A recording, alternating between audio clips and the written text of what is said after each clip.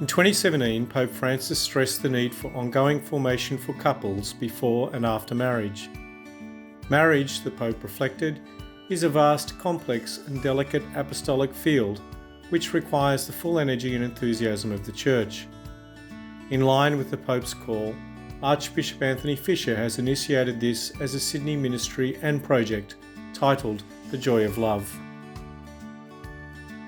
The church document Amoris Laetitia observes, marriage preparation begins at birth and continues through each stage of our lives.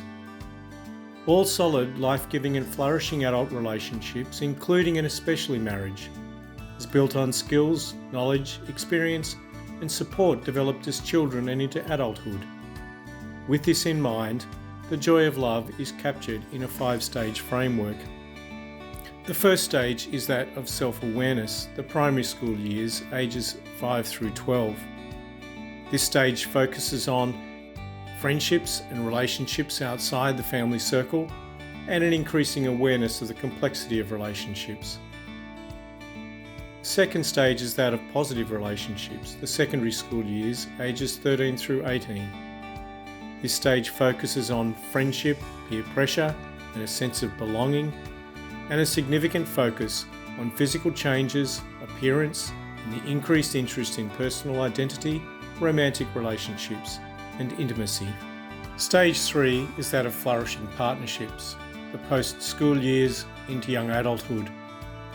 This stage focuses on significant changes in people's capacity to think about themselves, others, and the world around them, the valuing of diversity in people and their perspectives, and more serious emotional and physical intimacy and relationships. The fourth stage is that of engagement. This stage focuses on a greater focus on more serious emotional and physical intimacy, thriving, stable and intimate relationships, increased regard for love, fidelity and lifelong commitment as critical foundations for successful relationships. The fifth stage is that of lifelong marriages. This stage focuses on the continued support of married couples and families and includes deepening commitment to and growth within a lifelong relationship, and fertility and its impact on the couple relationship. This 5-stage framework is founded on 3 interdependent, non-negotiable elements. The first is community, or the common good, as a key tenet of our Catholic social teachings. The principle of the common good points out that human beings are made for relationships.